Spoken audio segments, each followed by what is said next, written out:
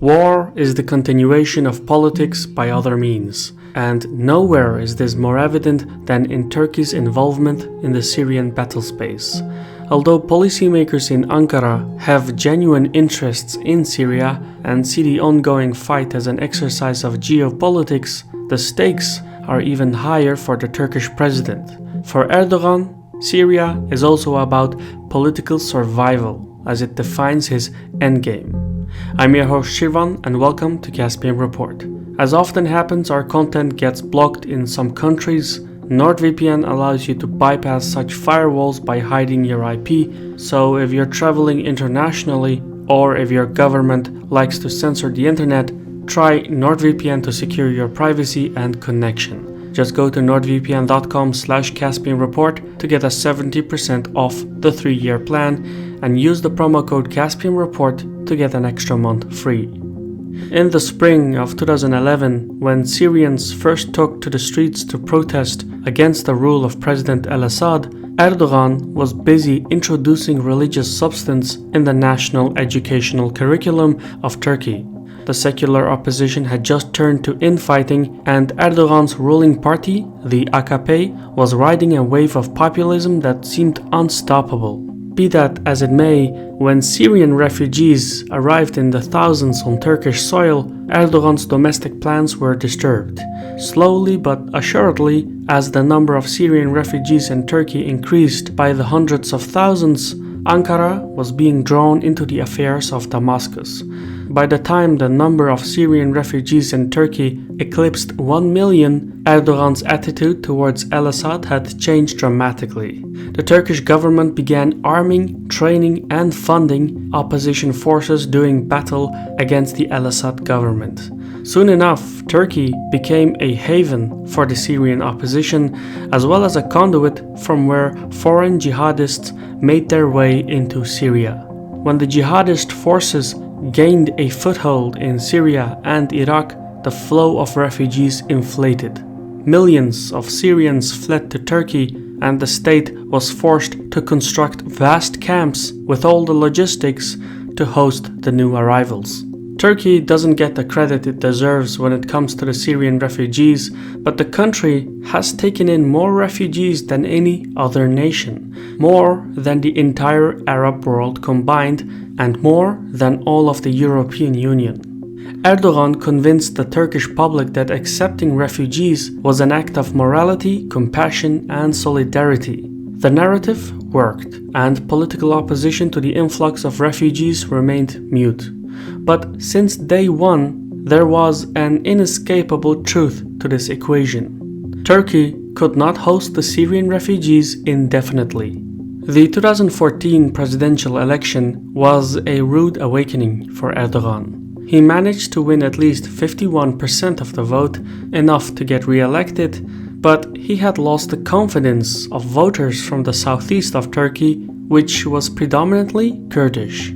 The pro-Kurdish HDP and its chairman Demirtas had chipped away at Erdogan's popular vote. A year later, Erdogan's AKP had lost its majority in the parliament for the first time in over a decade. Again, a loss that was brought about due to the success of the HDP, which continued to win over Kurdish votes. Being a man of shrewd politics, Erdogan changed his strategy. While earlier he led genuine peace talks to reconcile with the PKK separatists in order to appease Kurdish voters, which came close to a peace deal, after the HDP blowback, however, Erdogan struck a political alliance with Turkish nationalist MHP to secure a majority rule. The nationalist faction had only one policy. They strongly opposed reconciliation with the PKK. As Erdogan capitulated to the nationalist demand, years of peace talks with the PKK came to an abrupt end. The president's policy of accommodation and reconciliation made a U-turn and went full anti-Kurdish. Thus, arguably, the rise of the pro-Kurdish HDP was perhaps the worst thing that could have happened to the needs of the Kurdish voters. Subsequently, Turkey's objective in Syria shifted according to the AKP's alliance with the MHP. Instead of regime change in Damascus, priority was given to deny the YPG, which had links to the PKK, from establishing an autonomous state in northeastern Syria. Erdogan, who was now in partnership with Turkish nationalists, shifted insurgents from Aleppo, Hama, Homs, and Idlib in west and northwest Syria to attack the YPG in the northeast instead. In 2016, when al-Assad's army retook the city of Aleppo and other major cities, Erdogan had redirected the Syrian rebel forces to the YPG front lines. It was a striking change of policy, so much so that by 2017, Erdogan was back to working with al-Assad as well as Russia and Iran to create a new balance of power in Syria, one that excluded the YPG. The Astana peace talks established several de-escalation zones where all belligerents would abide by a local ceasefire.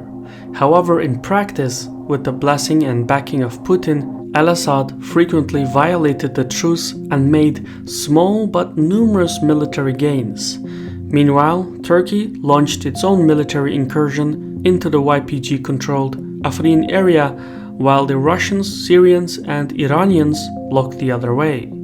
Erdogan's policy on Syria wasn't the only thing that changed according to the political landscape. In the 2019 municipal elections, the AKP lost control in nearly all major cities, including Istanbul.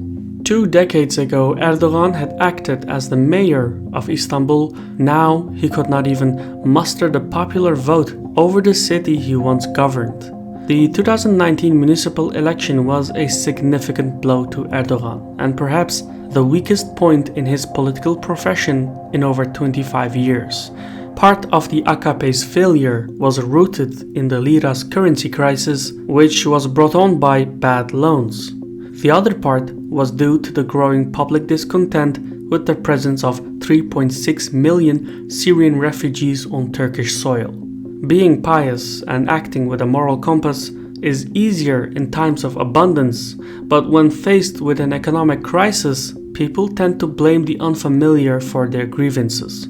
Turkey's open border policy towards Syrian refugees was always meant to be a temporary resolution. The currency crisis, however, had depleted the public's patience, and Erdogan, being the politician he is, acted accordingly. To regain public trust and convince future voters, Erdogan adjusted his refugee policy.